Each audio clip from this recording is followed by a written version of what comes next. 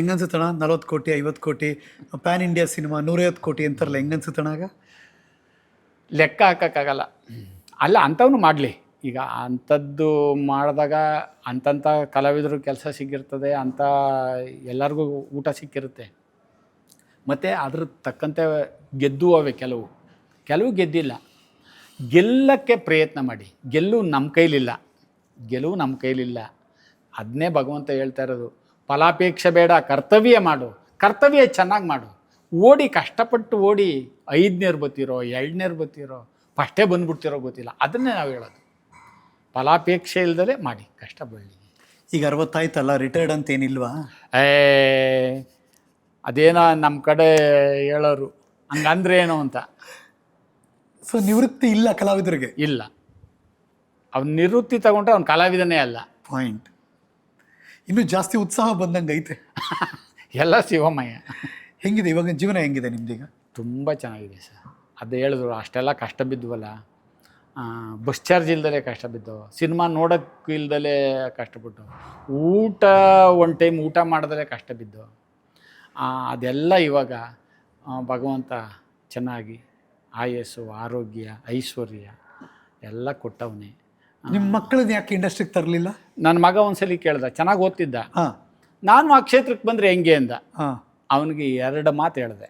ಏನೋ ಒಂದೇ, ನಮ್ಮ ದಾರಿ ತುಂಬ ಅಪ್ಪು, ನಮ್ಮ ರೋಡ್ ಐತಲ್ಲ, ನಮ್ಮ ಸಿನಿಮಾ ರೋಡು ತುಂಬ ಅಪ್ಪು, ತುಂಬ ಡೌನು. ಮತ್ತು ಸಮುದ್ರದ ನೀರು ಯಾರು ಕುಡಿದ್ರೂ ಕಮ್ಮಿ ಆಗಲ್ಲ, ಆದರೆ ಅದು ಉಪ್ಪು ನೀರು, ಕುಡಿಯೋನಿಗೆ ದಕ್ಷತೆ ಬೇಕು ಅಂದೆ. ಸಮುದ್ರದ ನೀರು ಯಾರು ಕುಡಿದ್ರೂ ಕಮ್ಮಿ ಆಗುತ್ತಾ? ಆದರೆ ಅದೆಂಥ ನೀರು? ಉಪ್ಪು ನೀರು, ಕುಡಿಯೋನಿಗೆ ದಕ್ಷತೆ ಬೇಕು ಅಂದೆ. ಇನ್ನು ಅದ್ರ ಸುದ್ದಿ ಎತ್ತಲಿಲ್ಲ ಅವನು.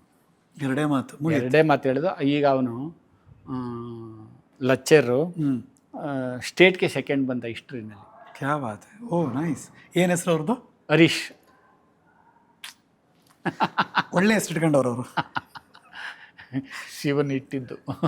ನಿಮ್ಮ ಮನೆ ದೇವ್ರು ಶಿವನಾ? ಮನೆ ದೇವ್ರು ಶಿವ, ಆರಾಧ್ಯ ದೇವರು ತಿರುಪತಿ ವೆಂಕಟರಮಣ. ಆ ವೆಂಕಟರಮಣನಿಗೆ 11 ಸಲ ಪಾದಯಾತ್ರೆ ಮಾಡಿದ್ದೀನಿ ನಮ್ಮ ಹಳ್ಳಿಯಿಂದ. ಅದನ್ನ ಯಾಕೆ ಹೇಳ್ಕೊತೀನಿ ಅಂತ ಅಂದ್ರೆ, ನಾನು ತಿರುಪತಿಗೆ ನಮ್ಮ ಹಳ್ಳಿಯಿಂದ, ನಿಮ್ಮ ಹಳ್ಳಿಯಿಂದ ತಿರುಪತಿಗೆ ಪಾದಯಾತ್ರೆ 11 ಸರಿ 11 ಸಲಿ 14 ದಿವಸ ಆಗುತ್ತೆ, 12 ದಿವಸ ಆಗುತ್ತೆ, 13 ದಿವಸ ಆಗುತ್ತೆ ಹೋಗೋಕ್ಕೆ. ಸಮೂಹದಲ್ಲೂ ಹೋಗಿದ್ದೀವಿ. 2 ತಂಡ ಐತೆ ಬೆಂಗಳೂರಲ್ಲಿ, ನಮಗೆ ಗೊತ್ತಿರೋದು ಒಂದು ತಂಡ ಐತೆ, ವೆಂಕಟಗಿರಿ ಗೌಡ್ರು ಇವಾಗ ಅಧ್ಯಕ್ಷರು ಪಾದಯಾತ್ರೆಯ. ಅಲ್ಲಿ ಕುಣಿಗಲ್ಲಲ್ಲಿ ಬಲರಾಮಣ್ಣ ಅಂತ ಪಾದಯಾತ್ರೆ ಅಧ್ಯಕ್ಷರು, ಅವರಿಬ್ಬರು ಪರಿಚಯ ಇದೆ. ಇಬ್ಬರ ಜೊತೆನೂ ಹೋಗಿದ್ದೀನಿ. ಅದಲ್ದಲೇ ಒಬ್ಬೊಬ್ಬನೇನೂ ಹೋಗಿದ್ದೀನಿ. ಹಂಗೆ ಆಮೇಲೆ ಆ ದೇವರು ಹೋದ್ಮೇಲೆ ನನಗೆ ಗೊತ್ತಾಗಿದ್ದು, ಈ ಸ್ವಾಮಿನೇ ನಾನು ಕೆಲಸ ಮಾಡಿಕೊಡೋದು ಅಂತ. ಅಲ್ಲಿ ಫಸ್ಟ್ ದರ್ಶನಕ್ಕೆ ಹೋದೋ. ಈಗ ನನ್ನ ಮಗ ಅವಾಗ 1 ವರ್ಷದವನು, ಇನ್ನೂ 1 ವರ್ಷ ತುಂಬಿರಲಿಲ್ಲ. ದಕ್ಷಿಣ ಭಾರತದ ಟೂರ್ ಮುಗಿಸ್ಕೊಂಡು ಲಾಸ್ಟ್ ತಿರುಪತಿಗೆ ಹೋದಾಗ ನಾನು, ಇದೇನೇ ಜನ ತಿರುಪತಿ ಅಂತ ಮುಗಿ ಬೀಳ್ತಾರೆ, ಏನು ಒಂಥರ ಕುರ್ಬಿದ್ದಳ್ಳ. ತಮಿಳ್ನಾಡಲ್ಲಿ ಎಂತೆಂಥ ದೊಡ್ಡ ದೇವಸ್ಥಾನವೇ, ಅಲ್ಲಿಗೆಲ್ಲ ಹೋಗಲ್ಲ, ಮಾತೆತ್ತರು ತಿರುಪತಿ ಅಂತ ಬರ್ತವೆ ಅಂತಲೇ ಹೋದೆ ಒಳಗಡೆ. ಆ ಸ್ವಾಮಿ ನೋಡಿದ್ಮೇಲೆ ಅನ್ನಿಸ್ತು, ದೇವಸ್ಥಾನದಲ್ಲೆಲ್ಲ ಶಕ್ತಿ ಇರೋದು ಸ್ವಾಮಿಲಿ ಅಂತ. ಆ ಸ್ವಾಮಿ ಹೆಂಗೆ ದರ್ಶನ ಕೊಟ್ಬಿಟ್ಟ ಅಂದರೆ, ಅದು ರೋಮಾಂಚನ ಆಗ್ಬಿಡ್ತು ಮೈಯೆಲ್ಲ. ಆಸಾಸ ಅಡ್ಡ ಬಿದ್ದುಬಿಟ್ಟೆ, ನನ್ನ ಕಲಾವಿದನ್ ಮಾಡಪ್ಪ. ಅವಾಗ ಮುಡಿ ಕೊಟ್ಟಿಲ್ಲ, ಏನಿಲ್ಲ. ಇನ್ನೊಂದ್ಸಲಿ ಮುಡಿ ಕೊಡ್ತೀನಿ, ನಿನ್ನ ಸೇವೆಗೆ ಬರ್ತೀನಿ ಅಂತ 11 ಬಾರಿ ಮಾಡಿಸ್ಕೊಂಡವನು ಸ್ವಾಮಿ. ನಾನೆಲ್ಲ ಮಾಡಿರೋನು. ತೋಟಕ್ಕೆ ಹೋಗೋಕ್ಕೆ ಕಾಲು ನೋಯ್ತವೆ ಅಂತೀವಿ, ಅಲ್ಲಿ ಹೋಗಿ ಬಂದ್ರಿ. ಸ್ವಾಮಿ ಅಷ್ಟು ಒಂದೊಂದು ದಿವಸಕ್ಕೆ 45 ಕಿಲೋಮೀಟ್ರು, 50 ಕಿಲೋಮೀಟ್ರು, ಒಂದೊಂದು ದಿವಸ 35 ಕಿಲೋಮೀಟ್ರು, ಇಷ್ಟು ನಡೆಸಿ ಸ್ವಾಮಿ ದರ್ಶನ ಕೊಟ್ಟವನೇ. ಹಂಗೆ ಆ ಪರಮಾತ್ಮನ ಎಷ್ಟು ಹೊಗಳಿದ್ರೂ ಅಂದರೆ ಹಂಗೆ ಇರೋದು, ಅವನೇ ಇರೋದು. ನಮ್ಗೆ ಆ ತತ್ವ ಭಗವಂತ ತಿಳಿಸ್ಕೊಟ್ಬಿಟ್ಟವನೇ. ಈ ದೇಹ ನೀನಲ್ಲ, ಆತ್ಮ ನೀನು ಅಂತ ಆ ತತ್ವ ಹೇಳ್ಕೊಟ್ಬಿಟ್ಟವನೇ. ನಮ್ಮ ಕಡೆಯವ್ರು ಹಾಡಾಡ್ತಿರ್ತಾರೆ, ಎಷ್ಟು ಚೆನ್ನಾಗಿ ಆಡ್ತಾರೆ ಅಂದರೆ, ಕಾಶಿ ರಮೇಶ್ವರ ಉಡುಪಿ ಗೋಕರ್ಣ ಹುಡುಕಾಡಿದರಿಲ್ಲ, ಅವನ ತಾಡಕಾಡಿದರಿಲ್ಲ, ಕಾಲು ಮೇಲೆ ಮಾಡಿ ತಲೆಯ ಕೆಳಿಕೆ ಮಾಡಿ ಹುಡುಕಾಡಿದರಿಲ್ಲ, ಅವನ ತಡಕಾಡಿದರಿಲ್ಲ, ಒಳಗಣ್ಣ ನೋಡಿ ಒಳ ನೋಡಿದರೆ ಇಲ್ಲೇ ಇರುವನಲ್ಲ ಶಿವ ಇಲ್ಲೇ ಇರುವನಲ್ಲ. ಶಿವ ನಿನ್ನೊಳಗವನೇ ನೀ ನೋಡಿಲ್ಲ, ಅವನೆಲ್ಲೆಲ್ಲೂ ಇಲ್ಲ, ಅವನು ಇಲ್ಲೇ ಇರುವನಲ್ಲ. ಕಾಶಿ ರಾಮೇಶ್ವರಕ್ಕೆ ಹೋಗ್ಬಿಟ್ರೆ ಶಿವ ಸಿಕ್ಕನ ಅಂತ ಹಾಡಾಡ್ತಾರೆ. ಆ ಹಾಡಿನ ತಾತ್ಪರ್ಯ ಎಷ್ಟು ಚೆನ್ನಾಗದೆ ನೋಡಿ. ಜೈ ಶ್ರೀರಾಮ್. ನಮ್ಗೆ ಯಾವಾಗಲೂ ಒಂದು ಸಾರ್ಥಕತೆ ಅಂತಿರುತ್ತೆ. ಒಂದು ಕಾರ್ಯಕ್ರಮ ಮುಗಿದಾಗ ಇವತ್ತು ರಾತ್ರಿ ನಿದ್ದೆ ಮಾಡೋಕ್ಕೆ ಮುಂಚೆ ಇವತ್ತೊಂದು ಒಳ್ಳೆ ಮಾತುಕತೆ ಆಯಿತು, ಯಾರೋ ಒಬ್ಬರು ಅನುಭವದಲ್ಲಿ ನಾವೇನೋ ತಿಳ್ಕೊಂಡ್ವಿ ಅನ್ಸುತ್ತಲ್ಲ, ಆ ಥರದೊಂದು ಫೀಲ್ ಅಣ್ಣ ನಂಗೆ ಇವತ್ತು. ನಮಗೂ ಅಷ್ಟೇ. ನಮ್ಮಂಥ ಸಣ್ಣ ಪುಟ್ಟ ಸಾಧಕರನ್ನ ನೀವು ಕರೆದಿದ್ದೀರಿ, ದೊಡ್ಡ ದೊಡ್ಡ ಸಾಧಕರನ್ನೆಲ್ಲ ಕರೆದು ಅವ್ರ ಜೊತೆ ಮಾತಾಡಿ ಅವರ ಅನುಭವವನ್ನು ಹಂಚಿದ್ದೀರಿ. ನಿಮ್ಮದು ಏನು ಕಮ್ಮಿ ಅಲ್ಲ, ದೊಡ್ಡ ಪಾಕನೇ. ಬಟ್ ದೊಡ್ಡವರು ಅನಿಸ್ಕೊಳ್ಳೋದು ಯಾವಾಗಲೂ ವ್ಯಕ್ತಿತ್ವದಿಂದ. ಆ ವ್ಯಕ್ತಿತ್ವ ನಿಮ್ಮಲ್ಲಿದೆ ಅಂತ ನಾನು ನಿಜವಾಗ್ಲೂ ಫೀಲ್ ಮಾಡ್ತೀನಿ. ಶರಣ. ಒಂದು ಪ್ರೀತಿಯ ಒಂದು ಫೋನ್ ಅಷ್ಟೇ, ನೀವು ಟಕ್ ಅಂತ ಬಂದ್ರಿ, ನನಗೆ ಅದು ಭಾಳ ಖುಷಿ. ಅದು ಈ ನೆಕ್ಸ್ಟ್ ಯಾವಾಗಲಾರು ನಾನು ಮೈಸೂರು ಭಾಗದವನು, ಚಾಮರಾಜನಗರದವನು, ಮತ್ತು ನಿಮ್ಮ ಮಂಡ್ಯದಿಂದ ಹಿಡಿದು ನರಸೀಪುರ ಕೊಳ್ಳೇಗಾಲ ತನಕ ಓಡಾಡಿರೋ ಹುಡುಗ ನಾನು. ಯಾವಾಗಾರು ನಿಮ್ಮೂರಿಗೆ ಬರಬೇಕು ಅನ್ಸರಿ. ಖಂಡಿತ ಬನ್ನಿ ಸರ್. ನಮ್ಮದು ಕ್ಷೇತ್ರ ಶ್ರೀ ಮಲ್ಲಿಕಾರ್ಜುನ ಸ್ವಾಮಿ ಕ್ಷೇತ್ರ ಅಂತ, ಹಿಸ್ಟಾರಿಕಲ್ ಪ್ಲೇಸು. ಗುಹೆ ಒಳಗೆ ಶಿವಲಿಂಗ, ಕೆಳಗಡೆ ಈಗ ಹೇಳಿದ್ನಲ್ಲ ಮಲ್ಲಿಕಾರ್ಜುನ ಸ್ವಾಮಿ, ಬ್ರಹ್ಮರಾಂಬಿಕಾ ಮಲ್ಲಿಕಾರ್ಜುನ ಸ್ವಾಮಿ, ನಮ್ಮ ಮೇಲ್ಕೋಟೆ ಶೈಲಿಯಲ್ಲಿ ನಮ್ಮ ಆದಿಚುಂಚನಗಿರಿ ಶಾಖಾ ಮಠದ ಶ್ರೀ ಸೋಮೇಶ್ವರನಾಥ್. ಹೌದು, ನಮ್ಮೂರಿಗೆ 1 ಕಿಲೋಮೀಟ್ರು. ನಾವು ದಿವಸ ಇಲ್ಲಿ ವ್ಯವಸಾಯದ ಕೆಲಸ ಮುಗಿಸಿದ್ಮೇಲೆ ಫ್ರೀ ಇದ್ದರೆ ಒಂದ್ಸಲಿನಾರು ಹೋಗಿ ಅಲ್ಲಿ ದರ್ಶನ ಮಾಡಿಕೊಂಡು ಗುರುಗಳು ನೋಡಿಕೊಂಡು ಬರ್ತಾ ಇರ್ತೀವಿ. ಹಂಗಾಗಿ ಆಧ್ಯಾತ್ಮಿಕನ ನನ್ನ ಸತ್ಯವಾಗಿ ಹೇಳಬೇಕು ಅಂದರೆ, ಬೇಕಾದಷ್ಟು ದುಡ್ಡು ಬಂದರೂ ಒಬ್ಬ ಮನುಷ್ಯ ಸುಖವಾಗಿರೋಕ್ಕಾಗಲ್ಲ. ಆಧ್ಯಾತ್ಮಿಕದ ಚಿಂತನೆ ಇದ್ದರೆ, ಅದರ ಅರಿವಿದ್ದರೆ, ಅದರ ಅವನು ಇರ್ಬೋದು. ಈ ಇವ್ರು ಹೇಳ್ತಾರಲ್ಲ, ಯಾರ ಸ್ವರ್ಗಕ್ಕೆ ಹೋಯ್ತಿರೇನು ಅಂತ ಕೇಳಿದ್ರಂತೆ ಕನಕದಾಸರನ್ನ. ನಾನು ಹೋದ್ರೆ ಹೋಗಬಲ್ಲೇನು ಅಂತ ಅನ್ನಂತೆ. ಇವ್ರಿಗೆ ಉರಿಯೋದು ಕೂತು ಇವನು ಹೋದ್ರೆ ಹೋಯ್ತಾನಂತೆ ಅಂತ. ಅವ್ರು ಹೇಳಿದ ಭಾವ ಅದಲ್ಲ, ನಾನು ಅನ್ನೋದು ಹೋದ್ರೆ ಹೋಗ್ಬೋದು ಅಂತ. ಹಂಗೆ ಈ ಆಧ್ಯಾತ್ಮಿಕದ ಚಿಂತನೆಯನ್ನು ನಿಜವಾಗ್ಲಿ ಯಾರ ಹರ್ತಿದ್ರೆ, ಅದರ ಬಿಗಿ ಏನಾರ ಗೊತ್ತಿದ್ರೆ ಅವನು ಸುಖವಾಗಿರ್ಬೋದು. ದುಡ್ಡಿದ್ದವನು ಸುಖವಾಗಿರೋಕ್ಕೆ ಸಾಧ್ಯ ಇಲ್ಲ. ದುಡ್ಡೇ ಎಲ್ಲ ಅಂತಂದರೆ ಹೌದು, ದುಡ್ಡು ಬೇಕು, ಎಡ್ಲಿಕ್ಕೆ ಬೇಕು, ಜೀವನ ಮಾಡೋಕ್ಕೆ ಬೇಕು, ಐತಲ್ಲ, ಇನ್ಯಾಕೆ ಬೇಕು? ಇನ್ನು ಹೆಚ್ಚಿಗೆ ಮಾಡಿದ್ದಾದ್ರೆ ಕಳ್ತನ ಮಾಡ್ದಂಗೆ ಆಯ್ತದಪ್ಪ. ಚೆನ್ನಾಗಿ ಹೇಳೋದು. ಯಾಕೆ ಹೆಚ್ಚಿಗೆ ಬೇಕು? ಆಮೇಲೆ ಹೋಗ್ಲಿ ಒತ್ಕೊಂಡು ಹೋದ್ರ ಇಲ್ಲ. ಅದನ್ನೇ ತತ್ವ ಹೇಳಿರೋದು. ಬರುವಾಗ ಏನು ತಂದಿದ್ದಿ, ಹೋಗುವಾಗ ಏನು ತಗೊಂಡೋಗಿದ್ದಿ, ಪಡ್ಕೊಂಡಿದ್ದೆಲ್ಲ ಇಲ್ಲಿದ್ನೆಯಾ, ಇನ್ನೇನು ಅಷ್ಟೇ. ಅದ್ರ ತತ್ವ 6 ಅಡಿ 3 ಅಡಿ ಕೊನೆಗೆ ಹೋಯ್ತು. ಏನು? ಆಮೇಲೆ ಈ ಭೂಮಿ ತಾಯಿ ಹೇಳ್ತಾಳಂತೆ, ಈ ಭೂಮಿನ ಆಳಕ್ಕೆ ಬಂದವರು ಒಬ್ಬರೂ ಆಳಲಿಲ್ಲ, ಎಲ್ಲ ಮಣ್ಣಾಗಿ ಹೋದ್ರು ಅಂತ ಹೇಳ್ತಾಳಂತೆ. ನಿಜ, ಆಳಕ್ಕಾಗುತ್ತಾ? ಅವನ ಪ್ರಸಾದ ಅಷ್ಟೇ, ಅವನ ಕೃಪೆ ಅಷ್ಟೇ. ನಾವು ಊಟ ಮಾಡುವಾಗ ನಮ್ಮ ಇಂದ್ಲವರೆಲ್ಲ ಭಕ್ತಿಪೂರ್ವಕವಾಗಿ ಅನ್ನಪೂರ್ಣೆ ಸದಾಪೂರ್ಣೆ ಅದು ಹೇಳೋರು, ಆ ಮಂತ್ರ ಹೇಳೋರು. ಈಗ್ಲವ್ರಿಗೆ ಹಂಗಂದರೆ ಗೊತ್ತಿಲ್ಲ, ಎಲ್ಲ ನಿಂತ್ಕೊಂಡು ಗೋಬಿ ಮರಿ ತಿಂತವೆ, ಏನೋ ತಿಂತವೆ, ಅವೇನೋ ಅವ್ದು ನಮ್ಗೆ. ನೀವು ತಿಂದಿಲ್ಲ ಅದನ್ನೆಲ್ಲ? ಒಂದು ಹೆಂಗಿರುತ್ತೆ ಅಂತ ಟೇಸ್ಟ್ ಮಾಡಿ ನೋಡಿದ್ದೀನಿ. ಪಿಜ್ಜಾ ಟೇಸ್ಟ್ ಮಾಡಿ ನೋಡಿದ್ದೀನಿ, ಬರ್ಗರು ಟೇಸ್ಟ್ ಮಾಡಿ ನೋಡಿದ್ದೀನಿ, ಇದೆಲ್ಲವೂ ಟೇಸ್ಟ್ ಮಾಡಿ ಇದಿಷ್ಟೇಯ ನಮ್ಮ ಹುಳಿಕಾಳು ಸಾರು ಮುಂದೆ, ನಮ್ಮ ಉಪ್ಸಾರು ಮುಂದೆ, ನಮ್ಮ ಏನು ಮಸಪ್ ಮುಂದೆ, ನಮ್ಮ ರೊಟ್ಟಿಯ ಬಳ್ಕೊಂಡು ತಿಂತೀವಿ ನಮ್ಮ ಹಳ್ಳೀಲಿ.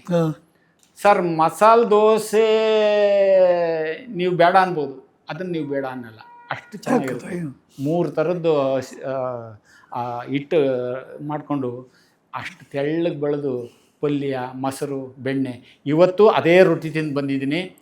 ಮೊಸರು, ಪಲ್ಯ. ಹೆಂಗಿದ್ದೀರಿ? ಅದಕ್ಕೆ ಹೆಂಗಿದ್ದೀರಿ? ಅದೆಲ್ಲ ಗೊತ್ತಾ? ಹೋಗ್ಲಿ, ಮೋಮೋಸ್ ಅಂದ್ರೆ ಗೊತ್ತಾ ನಿಮಗೆ?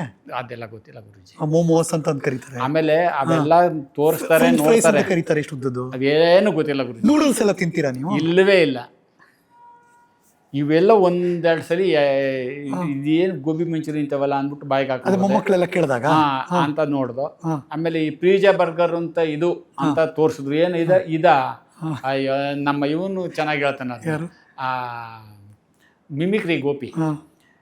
ಪಿಜ್ಜಾ ಬರ್ಗರ್ ಹೆಂಗಿರ್ತದೆ ಅಂತಂದರೆ, ಖಾಲಿ ದೋಸೆ ಮೇಲೆ ನಾಯಿ ವಾಂತಿ ಮಾಡ್ದಂಗೆ ಇರುತ್ತೆ ಅಂತಾನೆ. ಯಪ್ಪ ಅದು ಅವನ ಡೈಲಾಗ್, ನನ್ನ ಡೈಲಾಗ್ ಅಲ್ಲ. ಅಲ್ಲ ಆಗ್ಲಿ ನೆನ್ಸ್ಕೊಂಡ್ರೆ ತಿನ್ಬಾರ್ದು ಅದು. ಹಂಗಂತ ಹೇಳ್ತಾನೆ. ನಿಜ, ಅವಶ್ಯ ಹಂಗೆ ಇರೋದು. ಅವ್ರ ಬಿಡಿ ತಿನ್ನೋರು ತಿನ್ಕೊಳ್ಳಿ. ಆಮೇಲೆ ಇವತ್ತಿನ ಆರೋಗ್ಯ ಸಮಸ್ಯೆ ಏನಾಗಿದೆ ಅಂದರೆ ತಾವೇ ನೋಡ್ತಾ ಇದ್ದೀರಿ. ಫಸ್ಟ್ ಕ್ಲಾಸ್ ಆಗಿರ್ತಾನೆ, ಬೆಳಿಗ್ಗೆ ಬ್ಯಾನರಲ್ಲಿರ್ತಾನೆ. ಏನು ಅಂದರೆ ಹಾರ್ಟ್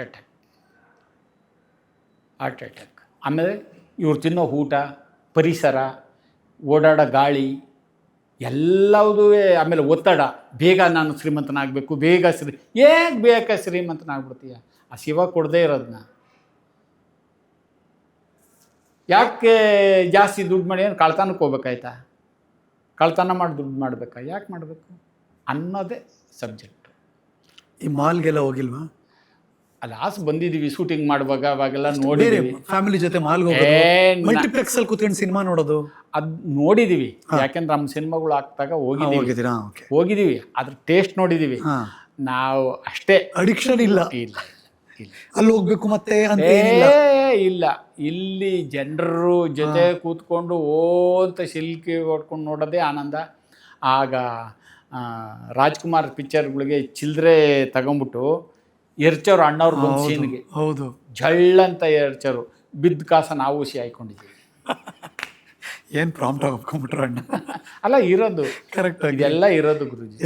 ತುಂಬ ಜನ ಹೇಳ್ತಾರೆ ಮುಂದೆ ಕೂತಾಗ ಕಾಸು ಸಿಗುತ್ತೆ ಅಂತಾನೆ ಕೂತ್ಕೋತೀವಿ ಅಂತ. ಅದು ಸ್ವಲ್ಪ ನಾವು ಅದಕ್ಕೆ ಇದಿಲ್ಲ. ಹಿಂಗೆ ಎರಿಸಿದಾಗ ಬಿದ್ದಾಗ ಹಂಗೆ ತಗೊಂಡಿದ್ದೀವಿ. ಇಲ್ಲ ಅಂತ ಹೇಳಿ ಬೇರೆ ಯಾವ ದೇಶಕ್ಕೆ ಹೋಗಿಲ್ವಣ್ಣ? ದೇಶಕ್ಕೆ ಹೋಗಿಲ್ಲ. ಹೋಗ್ಬೇಕು ಅಂತ ಏನಿಲ್ಲ. ನಮ್ಮ ಭೂಮಿ ತಾಯಿ ಇಲ್ಲಿಯ ಬಿಟ್ಬಿಟ್ಟು ಅಲ್ಲಿ ಅಣ್ಣವ್ರು ಹೇಳ್ದಂಗೆ ಏನೇನೋ ಕಂಡ ಮೇಲೆ ನಮ್ಮೂರೇ ನಮಗೆ ಮೇಲು ಅಂದಂಗೆ ನಮ್ಮೂರೇ ನಮಗೆ ಮೇಲಾಗದೆ ನೋಡಿದ್ದೀವಲ್ಲ, ಇಷ್ಟೇಯಾ? ಎಲ್ಲಿ ಹೋಗಿ ನೋಡಿದೆ? ಮುಂಬೈ. ಈಗ ಇಂಡಿಯಾದಲ್ಲಿರೋ ಹೆಚ್ಚು ಮಹಾನಗರಗಳನ್ನೆಲ್ಲ ನೋಡಿದ್ದೀವಿ.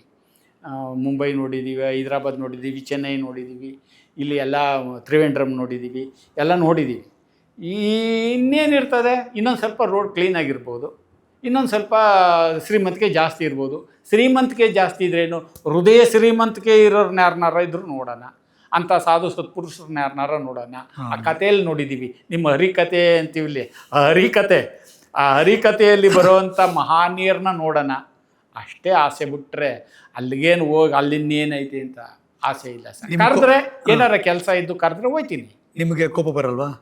ಬಂದಿದೆ ಬೇಕಾದಷ್ಟಲ್ಲಿ. ಯಾಕೆ ಬರುತ್ತೆ? ಈಗ ನಮ್ಮ ಮನೆಗಳಲ್ಲಿ ಮುಖ್ಯವಾಗಿ ಬರೋ ಕೋಪ ಅಂದರೆ ಏನಾರ ನಮಗೆ, ನಾವು ಊಟದ ಪ್ರಿಯರು. ಹಂಗೆ ಅಡುಗೆ ಚೆನ್ನಾಗಿಲ್ಲ ಅಂದ್ರೆ ಒಂದು ಸ್ವಲ್ಪ ಏನಾರ ಹೆಚ್ಚು ಕಮ್ಮಿ ಆದರೆ ಏನರಮ್ಮ ದಿವಸ ಹಿಂಗೆ ಮಾಡಿದ್ದೀರಿ ಹಂಗೆ ಅಂತ ಕೇಳ್ತೀವಿ. ಅದು ಕೋಪನೇ ತಾನೆ ಅಷ್ಟೇ. ಅದು ಆ ಕೋಪ ಅಷ್ಟೇ. ಅದು ಒಂಥರ ಹೆಂಡತಿ ಮೇಲೆ ಹುಸಿ ಮುನಿಸು ಒಂಥರ ಹಂಗೂ ಇರ್ಬೋದು. ಈ ಕೋಪ ಅಲ್ವಾ? ಇಲ್ಲ. ಹಂಗೆ ಅದು ಜೋಕೋ ಮಾಡ್ಕೊಂಡು ಎಲ್ಲ ಕಿರ್ಚಾಡೋದು ಹಂಗೆಲ್ಲ ಇಲ್ಲ. ನೀವು ನಗ್ಸೋರಲ್ಲ ನಮ್ಮನ್ನೆಲ್ಲ, ಅದಕ್ಕೆ ಕೇಳ್ತಾ ಇದ್ದೀನಿ ಮಾತನ್ನ. ಇಲ್ಲ, ಅಂತ ಕೋಪ ಬಂದವ್ರನ್ನ ನೋಡ್ತೀವಿ.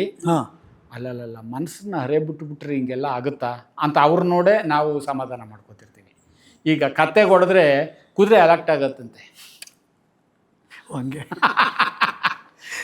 ನನಗೂ ಬೀಳ್ಬೋದು, ನಾನು ಸ್ವಲ್ಪ ಸರಿಯಾಗಿರ್ಬೇಕು. ಬಟ್ ಮನೇಲೂ ಹಿಂಗೆ ನಗಿಸ್ತಿರ್ತೀರ ಹೆಂಡ್ತಿನ, ಮಕ್ಕಳನ್ನ, ಮೊಮ್ಮಕ್ಕಳನ್ನ? ಇಲ್ಲ, ಅಲ್ಲಿ ಒಂಥರ ಸೀರಿಯಸ್ ಇಲ್ಲ. ಅಲ್ಲಿ ಸೀರಿಯಸ್ಸು ಇಲ್ಲ, ಇದು ಇಲ್ಲ. ಏನಾರ ವಿಚಾರ ಕೇಳ್ಕೊಂಡು ನನ್ನ ಮಗ ಮೊದಲೇ ಸ್ವಲ್ಪ ಇದಲ್ಲ, ಏನು ಇತಿಹಾಸ, ಅದೆಂಗೋ ಇದೆಂಗೋ, ಆ ಕತೆ ಹೆಂಗೋ ಈ ಕತೆ ಹೆಂಗೋ ಅಂತ ವಿಚಾರ ತಿಳ್ಕೊತಿರ್ತೀವಿ. ಅಲ್ಲೇನಾರ ಅಲ್ಪ ಸ್ವಲ್ಪ ನಗು ಬಂದ್ರೆ ಮಿತಿಯಾಗಿ ನಗ್ತೀವಿ ಅಷ್ಟೇ. ಎಲ್ಲ ಇಲ್ಲ. ಸಿನಿಮಾ ರೇಂಜಲ್ಲೆಲ್ಲ ಏನಿಲ್ಲ. ಇಲ್ಲ ಗುರುಜಿ, ಇದು ಆರ್ಟಿಫಿಷಿಯಲ್ಲು. ಅಲ್ಲಿ ಜೀವನ, ಅದಕ್ಕೆ ಎಷ್ಟು ಬೇಕೋ ಅಷ್ಟು ನಗು. ಆಮೇಲೆ ನಮ್ಮ ಗುರುಗಳು ಹೇಳ್ತಾರೆ, ನಗಬೇಕಾದ್ರೂ ಮಿತಿಯಾಗಿ ನಗಬೇಕು. ಯಾವುದನ್ನು ಸಿಹಿ ತಿನ್ಬೇಕಾದ್ರೂ ಅತಿಯಾಗಿ ತಿನ್ನಬಾರ್ದು ಅಂತ ಹೇಳ್ತಾರೆ. ಅಮೃತ, ಈಗ ಹಾಲು ಅಮೃತ ಅಂತೀವಿ, ಒಂದು ಚೊಂಬು ಕುಡಿದ್ಬಿಟ್ರೆ ಅಜೀರ್ಣ ಆಗುತ್ತೆ. ಹೌದು.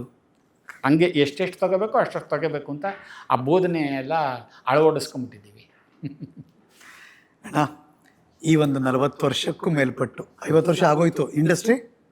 ಇಲ್ಲ, 35. 35 36 80ಕ್ಕೆ ಬಂದಿದ್ದು, ಆಮೇಲೆ 90 ಮೇಲೆ ತಿರ್ಗಾ ವಾಪಸ್ ಬಂದಿದ್ದು. 88 ಅಲ್ಲಿ ನಾನು ಮದುವೆ ಆಗಿದ್ದು. ಹತ್ರ 40 ವರ್ಷಕ್ಕೆ ಬರ್ತಾ ಇದ್ದೀರಾ. 89 ಮೇಲೆ ಬಂದಿದ್ದು ಇಲ್ಲಿಗೆ. ಓಕೆ. ಹಂಗಿದ್ರೆ 38 ವರ್ಷ ಹತ್ತತ್ರ ಬಂತು. ಓಕೆ. ಒಂದು 38 ವರ್ಷ ನಮ್ಮನ್ನ ಬೆಳ್ಳಿ ತೆರೆ ಮೇಲೆ ನಿಮ್ಮ ಹಾವಭಾವದ ಮೂಲಕ, ನಟನೆ ಮೂಲಕ ನಮ್ಮ ಆಯಸ್ಸನ್ನು ಜಾಸ್ತಿ ಮಾಡ್ತಿದ್ದೀರಾ. ಬಿಕಾಸ್ ನಾವು ನಗ್ತಾ ಇದ್ದೀವಿ ನಿಮ್ಮನ್ನು ನೋಡಿ. ಅಂಡ್ ನಿಮ್ಮ ಪಾತ್ರ ನಮ್ಮಲ್ಲಿ ಅಚ್ಚಳಿದು ಉಳಿಸಿದ್ದೀರಾ. ಇವರಾ ಅನ್ನುವಷ್ಟರ ಮಟ್ಟಿಗೆ ನಿಮ್ಮ ಗುರುತು ನಮ್ಮ ಹೃದಯದಲ್ಲಿ ಒಂದು ಸೀಲ್ ಹಾಕಿದ್ದೀರಾ. ಅದು ನಮಗೆ ಬಹಳ ಖುಷಿ ಕೊಟ್ಟಿದೆ. ಆ್ಯಂಡ್ ಇವತ್ತು ನೀವು ಪರ್ಸನಲಾಗಿ ಬಂದಿದ್ದು ನನಗೆ ಭಾಳ ಖುಷಿ ಆಯಿತು. ಸ್ಟುಡಿಯೋಗೆ ಬಂದು ಹಿಂಗೆ ಮಾತಾಡ್ತಿರೋದು. ಥ್ಯಾಂಕ್ ಯು ಅಣ್ಣ, ನಾನು ಖುಷಿ ಪಟ್ಟಿದ್ದೀನಿ. ನನಗೊಂದು ಸಾರ್ಥಕ ಭಾವ ಆಯಿತು. ನಮಗೂ ಅಷ್ಟೇ.